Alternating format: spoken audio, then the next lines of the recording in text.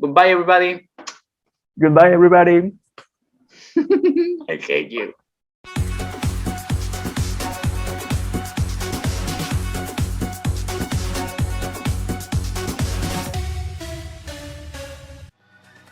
Hello, guys. Welcome to Ring Royalty. Today, I brought a fan favorite back to the channel because a lot of people ask me to bring it back because they say that he's funny. I'm not sure about that. But my boss is back. The bitch is back. Marco, how are you? Well, honestly, I'm a bit in pain thanks to my brand new braces. I feel like I'm 15 again. But other than that, I'm doing good. Thanks for having me here again. So I am very excited because WrestleMania week have just ended and this was Marco's first WrestleMania week. Once again, I persuaded him to watch the whole set of matches for both NXT Takeover, Stand and Deliver and WrestleMania, and we're going to review all 7 women's matches right now. First of all, you set me up for this because that was long, but it's been interesting and really entertaining. Look at this. The I even got branding. my WrestleMania. Yeah, of course, Mm. totally. That's my job. Okay, so without any further to say, let's start with the video. So we're gonna start with NXT Takeover Stand and Deliver, and we have one women's match on the pre-show. This was Toni Storm against Zoey Stark. First of all, I gotta say that the names were a bit confusing to me. Because you got like Toni Storm and then Zoe Stark and both start like Store and I got Tony Stark in the middle of it. So I felt like I was in an Avengers movie or preview thing. I mean, I'm not, an expert in this, but the match felt to me really regular, like something you could watch when you flip channels on any day. Yeah, it was a pretty standard match. I guess that's why it wasn't the pre-show. I gotta say that I'm surprised that NXT is giving this much opportunity to Zoey Stark because she's been part of the main roster for less than 2 months. So seeing her have these high-profile matches even at pay-per-views this early is a good sign that they have probably a lot of plans for her in the near future. I mean, the crowd was like firmly behind her. It felt, like that. Well, she won by a roll-up, so she kind of like outsmarted Toni Storm. It wasn't that big of a finish either, but I think it was meant to push Stark, but at the same time doesn't make Toni Storm look weak. I think it was good for a pre-show match. I gotta say that what I loved is the fact that Mickie James was in commentary. Legend being legend. She was serving. Is she going to be a regular though? I don't know. I mean, she was supposed to be a regular wrestler, but she's not wrestling. I don't even know why. So I am assuming that they have no plans for her. But hopefully that changes now that WrestleMania season is over. Let's say that overall, this match was pretty standard. It wasn't bad, but it was nothing special either. So it was a good pre-show match. The second match that we got was the most awaited match of NXT Takeover when it comes to women, and it was Io Shirai defending the NXT Women's Championship against Raquel Gonzalez. This match on paper already looked amazing, but I think they delivered pretty well. It was power against speed. That was the base of this whole dynamic between these two, and I think it worked pretty well. Yeah, I agree with you. I would say that Raquel Gonzalez looked like really intimidating to me from the get-go. And I had already seen Io performing before, so it was like this crazy creature coming like out of an anime thing versus Raquel Gonzalez that looked like really eager to win all this shit. Io was like so close to winning, especially with that moonsault. Yeah. I mean, that nobody usually picks out of. Raquel survived it, and I was like, oh my god, this woman is made of steel or something. She's gigantic, like, she looks intimidating, but I always mention this with Raquel Gonzalez. She's a big woman, but she knows how to wrestle. She doesn't just squash people, and we're gonna reach a point when I'm gonna mention who is a big wrestler that only squashes people but has no moves. Anyway, so going back to this match, Io Shirai did a lot of moonsaults here, like inside the ring to the outside, and she did that jumping crossbody out of the top of the stage of that motherfucking skull. Yeah, And that was I crazy. thought that Raquel Gonzalez was going to lose by count out because I doubt she was going to be able to get back in the ring. But then Io was the one that threw her back in. So I guess she wanted to prove that she's like the best of the best. Sadly, it didn't happen, but it doesn't take away absolutely anything from this match. I feel like Io Shirai didn't look weak despite losing. It was a very back and forth match, and I'm really proud that the NXT Women's Division is reaching a level where it is considered even better than the main roster division. At one point, I really thought that, Io was going to win, Yeah, right? after the But moonsault, yeah. yes, so that was really a shocker. But on the other hand, Raquel winning made sense. Yeah, I mean, I So agree with you because Io has been champion for over 300 days. So she yeah, has defeated a lot of people, or most people in the NXT women's division by now. So defeating this Amazon would be like, okay, what's next? Who is going to take the title away from her? I think it was the right moment to take the title away from Io. I forgot to mention, I completely adore Raquel Gonzalez one arm powerbomb. I feel like it is a fitting finisher because she looks like she yeah. can tear anybody apart. And she destroyed Io's back because she did one on the outside and one more on the inside, like the insurance policy for a victory that she got. And I am very, very happy once again to see what's going to happen. I'm hoping to see maybe in the future a Dakota Kai against Raquel Gonzalez match for the championship because I feel like that team is going to break up very soon, but we will see what happens. But this was kind of a long match compared to others I've seen like going on down there. Mm-hmm. It was almost like 15 minutes. Around, yeah. Yeah. And so I guess it's because, and we forgot to mention that as well, mm, the girls will main eventing Takeover Night 1, and that is a big deal because I know that after this women's evolution movement came around, women are getting more opportunities, but it's been a while since women have main evented a pay-per-view. So I am glad that that happened this WrestleMania week, which is the most important week out of the whole year for wrestling fans and for WWE as a whole. I had no idea, but good for them. Keep them coming. The third and final match of NXT TakeOver was Ember Moon and Shotzi Blackheart defending the NXT Women's Tag Team Championships against The Way, Candice LeRae, and Indy Hartwell. This match wasn't definitely the best in the card. I feel like having Io against Raquel on night 1 actually took away from what this match could have been. I am not saying the match was bad, but it wasn't as impressive as Raquel against Io. Maybe like the lineup was just like wrong. Then it would have been just like more sense starting from something very regular to a little bit more, interesting, and then boom, bomb, finishing up with Io Shirai versus Raquel Gonzalez. Blackheart, yes, Shotzi, right? Yeah. And Amber Moon knocked off, the other team during this tag team classic. Is that what it's called? Tag team match. Okay, tag team match. Yeah. Again, I have no idea.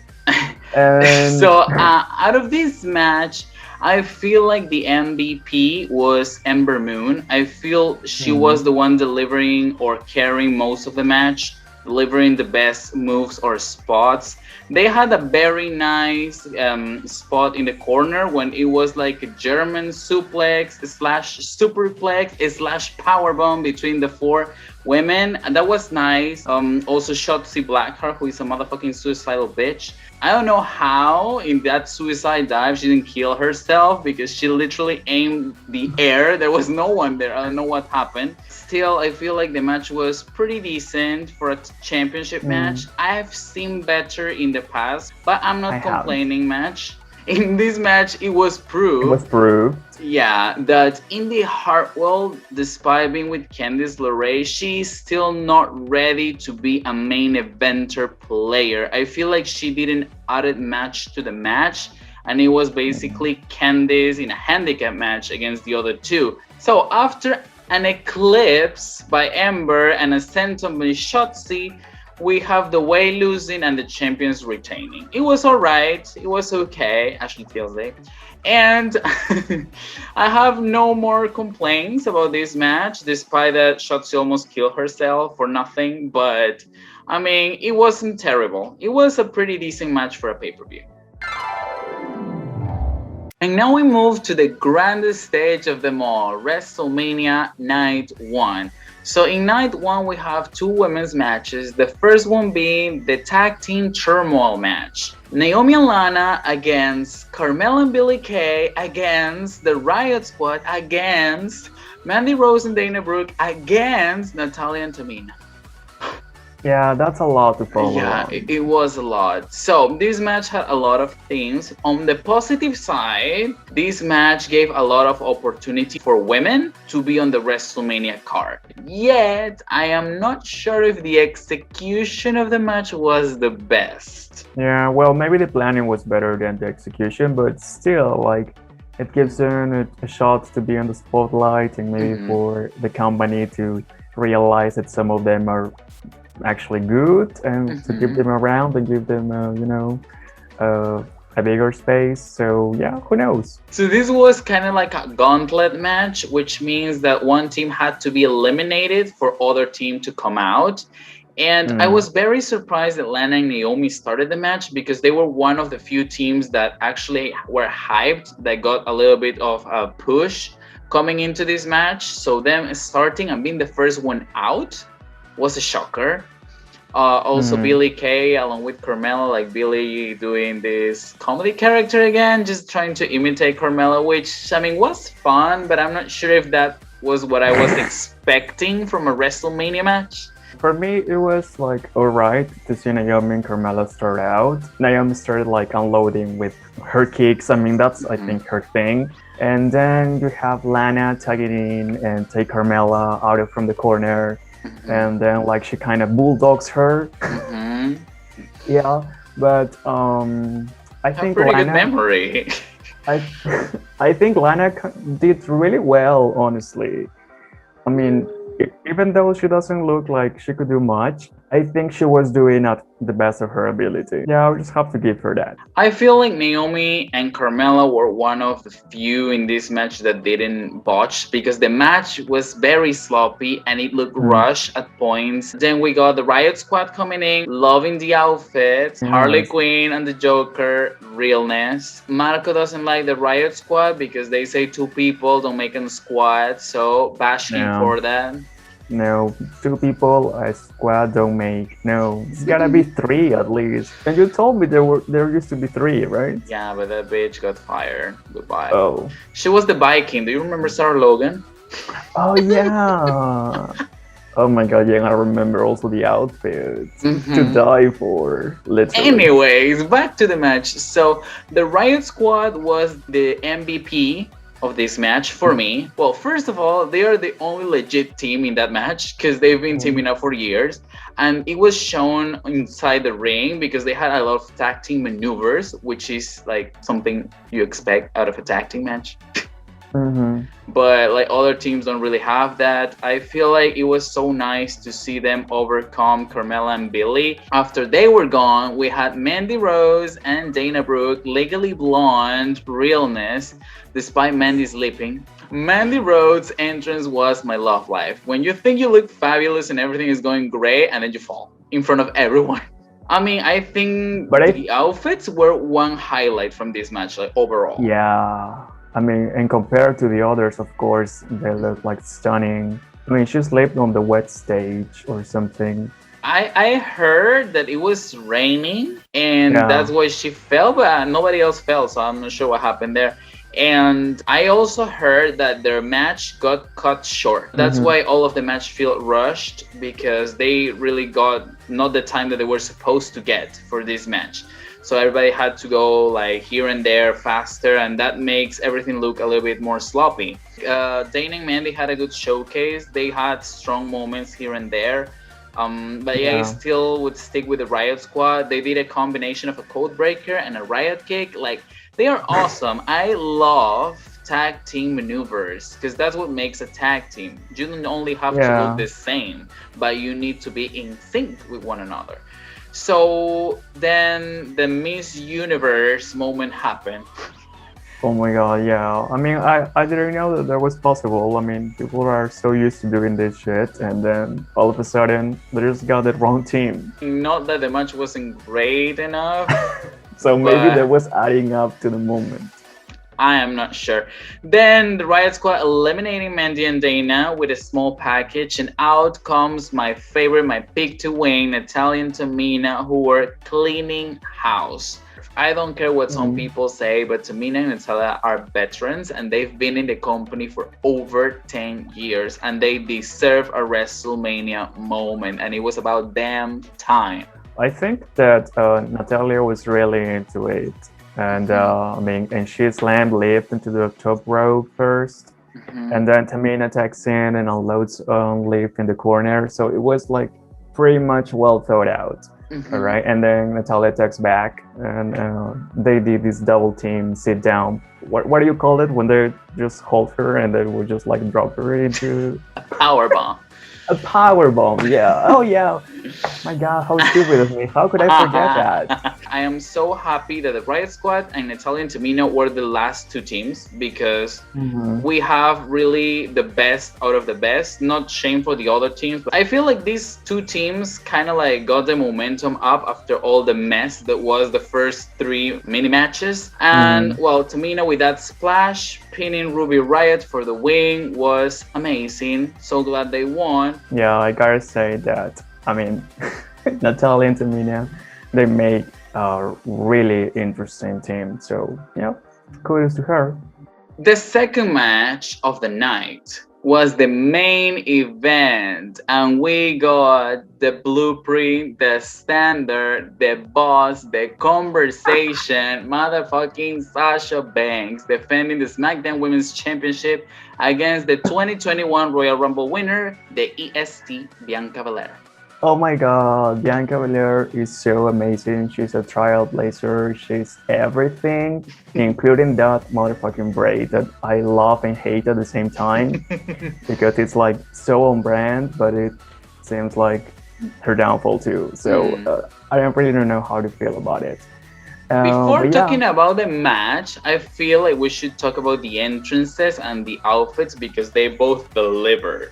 again, not that I've seen Bianca a lot in her previous matches, but I would say there was like a big production behind it. And like everything was on the spot, from the lighting to the music to the entrance to her prancing towards the main stage. Yeah. And then we have Sasha Banks with not only blue but green hair. This was the first time ever that Sasha comes in WrestleMania as the champion. She decided to go for something different and it worked because it felt more special. I mean, whether you like to admit it or not, because I know Sasha has a lot of fans and a lot of haters too, she Yeah. just handles herself and looks like a superstar. There is Yeah. no doubt about that. She's a superstar and she acts like one, so that adds to the character even more.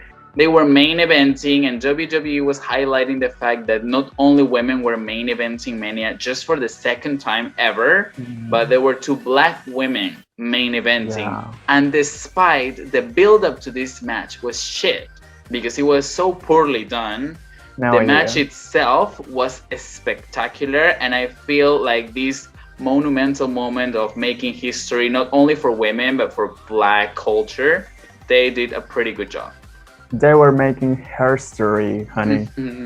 Bianca Belair was so overwhelmed at the start of the match, or even before the match started, she was already crying, and I feel like Yes. Sasha Banks was about to cry, but as she was supposed to be the heel of the rivalry, she was trying to hold it back because she could not be crying. This match was very spotty. There were a lot of spots. The main concept of this match was Sasha's experience against Bianca Belair's athleticism. She was fast and she was strong as hell. Her strength was showcased every 5 seconds in this match. Over and over, she was like lifting Sasha, like you said, every 10 seconds. And I was like, this is gonna be it. Every time she would pull her up, I was in my mind, this is gonna be it. But mother talking blueprint made it through. So yeah, I would say it was really exciting to watch. I don't usually get excited about many things, but I would say this was like the highlight of it all. Bianca being on all this power and pure athleticism, it showcased most, if not all, of her abilities. But I mean, I gotta admit that Sasha Banks has been like, a more seasoned wrestler, I guess. I don't know, or like a more seasoned winner. So she really knows how to move around the ring. I also feel like this match was great because there was not a predictable winner. I feel like it could go either way, and that's what keeps everyone on the edge of their seats. Because sometimes we have matches that before it happens, you already know who's gonna win because they have all the momentum going their way, and the other bitches like have nothing. Let's talk about specific spots. The one that was unreal was when Sasha threw herself out in a suicide dive, then Bianca picked her up in a military press and then started to go up the stairs and threw her back in the ring like she was lifting a teddy bear. That show of strength has not been seen before. I would say that another moment that made the night for me was that after this grueling back and forth, Sasha Banks tried to grab Bianca Belair's long braid. Bianca had a very different idea. And she blocked it and whipped Sasha as hard as she could. Like, I could hear it from here. And I felt it from here. And it was like, oh my god, that must have hurt. It actually caught Sasha Banks' abdomen. Yeah, that left like a massive welt on Sasha Banks' ribs. That was like, yeah, this is what I'm here for. The storytelling in this match was awesome too, because if you think about it, Sasha Banks was using the braid against Bianca for the majority of the match. There were a lot of spots where she took advantage of it, so it was somehow like poetic justice to see Bianca use it finally to her advantage. Yeah, it was about damn time. We also have a lot of high flying spots. Sasha Banks doing a splash and Bianca Belair doing a 450 splash before it was like for Banks. 2 counts, right? Yeah, it was for 2 count. That could have been the end of the match. It looked like a fake ending. There was a lot of that too. And then went back and forth reversals before Bianca hit the KOD, case of death. Okay, yes, KOD. How would I remember that? The final, you're right, because the final few seconds of the match were great after the hair whip, that back and forth movement to see who gets the upper hand into Bianca's finisher for the win was very smooth, and it was also so satisfying to see for some reason. Because I feel like throughout this match, Sasha Banks has been so vicious.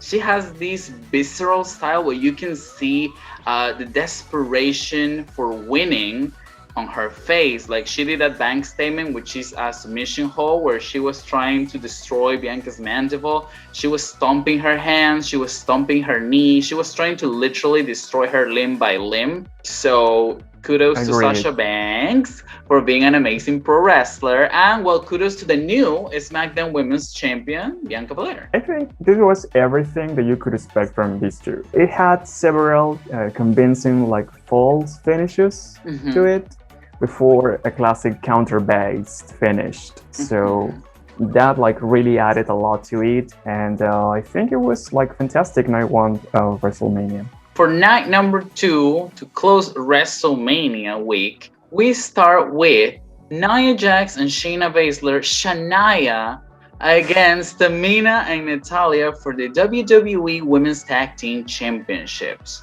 So I was already hyped for this match just because Natalya and Tamina were the challengers. Personally, I'm like a big fan of Nia Jax, even though you're not really fond of her. I think she represents, it's interesting to watch. And I mean, I really don't know if Shayna Baszler like adds to the character, but I mean, she herself is a character too. So and she's an actual wrestler, right? Hmm. So I that kind love it. of You're understanding, and that is my biggest problem with Team Shania, that they are not a team. First of all, I think a lot of people were not really expecting a good match, but this match was really entertaining and it delivered. It had a lot of good spots and it showcased how much Tamina and Natalya were craving for an opportunity like this. all in all, it was a good match. I wasn't expecting much of it, to be honest. And even though Natalya and Tamina looked like they really deserved to be there, I was also rooting for Naya because you know that I really like her. Because we were expecting, I think, a lot from Tamina, her being a powerhouse. But Natalia was like a bit like fading in the back to me. But she proved me wrong, which I really appreciated. They were like really working as a team. That's what I really enjoyed. Yeah. Like the back and forth was really amazing. Like Natalya and Tamina also got a couple of tag team maneuvers out of their sleeve. They got a slingshot into a super kick for Shayna Baszler. And something that really warms my heart is the fact that Tamina got a reaction from the crowd and they were actually chanting and cheering for her. That hasn't happened in years. This was the opening that she needed. There were a lot of very nice spots. I love that Shayna Baszler looked like a threat in this match because they've been trying to make Nia Jax the threat out of the team of the champions, and I feel like Shayna Baszler has been losing a lot just to make Nia look like the stronger member of the team. When we all know, well, like wrestling fans know, that Shayna Baszler could break everyone's legs in a heartbeat because she's a real wrestler. And we got that, I mean, you got a taste of that when she was destroying Natalya's ankle. And Natalya was like screaming her life out, and then she snapped her leg back. Yeah. Right? And then got Nia Jax tagging in as they keep dominating Natalya. So that was really entertaining to watch it, although it was really hurtful too, but it looked like really entertaining.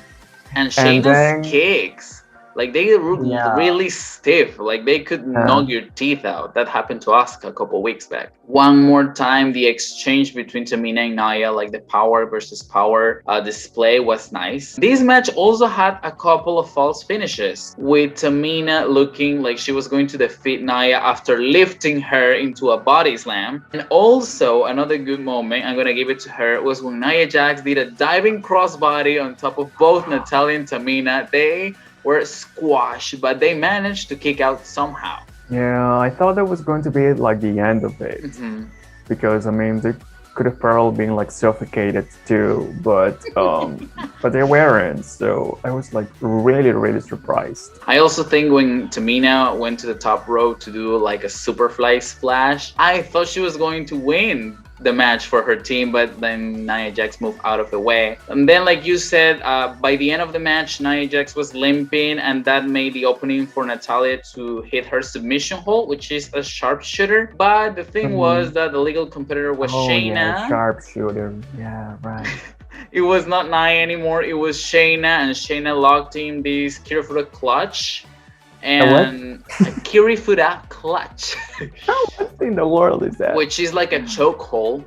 And literally, Natalya didn't even tap out. I think she kind of like passed out, and the referee decided to call the end of the match. And well, Shayna and Nia are still the women's tag team champions. I am not very happy with the outcome of the match, but at least it was Shayna the one getting the win and not Nia, because Shayna is definitely the stronger competitor and she deserved to get the win at Mania. Yeah, maybe from here Shayna will realize, or the company will realize, that she can do well enough on her own. And maybe she can tag along on a different team, which will showcase her abilities as well. Or she can go solo and try to get the singles championship. Yeah, well, I didn't know that. But yeah, I guess so. Why not? You just want to get rid of Nia Jax. The final match for the WrestleMania week when it comes to women was the Raw Women's Championship match. Asuka defending against the Nightmare Rhea Ripley, who's been in the main roster for like 2 minutes, and she already has a championship match in the biggest event of the year. Oh, really? I didn't know that. I mean, I've watched her before. I think she's really good. Hmm. That's it. So, yeah, I didn't know that she was in the roster like for so little time. Asuka really needed someone to step up and make her a credible champion again because she's been lacking good matches lately. That's because of the booking. Has nothing to do with her Mm-hmm. talent. But Mm. the opportunity finally arrived at WrestleMania when she defended against Rhea. Yeah, I would say that, I mean, in the case of Rhea Ripley, you could tell just by looking at her that she is like maybe not in her best moment. I think she is at her best moment. Yeah, probably. I mean, she's got the body, she's got the moves, she's got the looks. There was this big production at her entrance, Yeah. and that was a lot. And it was kind of sad to see Asuka like coming in just like all dressed up, and there was like this just like Yeah, background music, and a then that was regular it. thing. Yeah, so it was like, oh my god, this is your champion. What are you doing for her? That's another example why Asuka's title reign has been so underwhelming. All right, let's focus on the match. I feel like the Okay. match started pretty slow. It Mm, was a quite standard match for at least half mm, of it, and then it started mm, to pick up a little momentum. It mm, wasn't at the top of their games like we have seen the previous night with Bianca and Sasha, but mm. at least it got better in the second half. Well, I really loved Asuka being so confident in the beginning and saying Mhm. like, "You're gonna take my title," and well, basically Rhea don't give a shit about that, and just like Asuka is like really acrobatic. You know, Mhm. I remember she hit a drop kick and flirted with the strikes before trying for a quick roll up.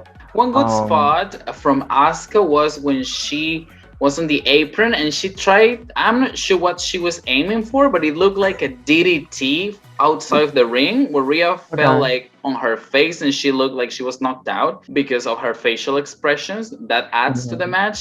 But I feel like that is the only spot that I really remember being like, okay, this is the OMG spot of the match. There weren't many spots like I could like pick compared Mm, to other matches that we have talked about. I don't want to say this match was bad because it wasn't, but I feel for the people involved and being for the main championship in the Raw mhm. Women's division, I feel I'm probably gonna get bashed by this, but Well, you are going to get bashed. yeah, I'm a guest here. I don't believe this was a WrestleMania quality match. Oh. This is what could have happened at Raw. This didn't feel like the grandest stage of the mall blow up match. Well, I don't know about that. This is my first time watching Mm. WrestleMania. I don't know. To me, it was entertaining. I mean, I'm not gonna lie. Maybe I was expecting a little bit more too, because I think I've seen Asuka at least a few times now, Hmm. and Rhea too. also Rhea. Yes, so I agree with you on that note, saying that you could expect more for these kind of events. Like, And it's not like they don't have the talent to do it, but I yeah. feel like the match wasn't a structure for them to go like to their full potential. It was like more of the same. And despite it was the first time these two got in the ring, I feel like I've seen this before. And it's because they use the moves that they already use like most of their matches. So nothing really new added to this. No, I mean the only thing that could be nice once again were the final few seconds of the match where Asuka was dominating, and then I don't know where Mhm. she was going to the ropes, tried to hit a move, but she was blocked, and Rhea Ripley hit her riptide, which is the finisher, Mm, and she took the title away, winning the match. I mean, I predicted it. I was really hoping to be wrong, believe it or mm, not, because I really wanted Asuka to have like a title defense, which is worth watching, but mhm. it didn't happen because the title just slipped through her fingers and landed on Rhea Ripley, who is the new queen of the Raw Women's division. Yeah, but who knows how that is going to last? Yeah, I was like expecting for Asuka to keep her reign, but it was just she was holding on to it just because she won it, but then there was like nothing to be defended. Hmm. So yeah, I mean, I really appreciated that she's got this chance to prove herself, and I think even though Rhea being kind of new to the roster, she's proved herself enough for being a good wrestler. So now that Rhea is the new champion, believe this. Charlotte against Rhea Ripley is going to be the next Raw Women's Championship match we get. And I am not complaining about that. Okay, so this was our review. Well, my review with a guest. So my review of WrestleMania week, NXT Takeover, Stand and Deliver, and WrestleMania. How are you feeling, Marco, after not only watching but reviewing 7 women's matches? Well, this was kind of my review too, but I'm not gonna give myself all the credit, of course, because that would be like too much for now. Yeah, as I said, it was really entertaining. I would say that for a person that is not interested at all in wrestling, let alone women's wrestling, I would say it was long. At some moments, it felt like it was not really thought out. Like they were just there fighting, but there was no enough storyline or enough commenting on it.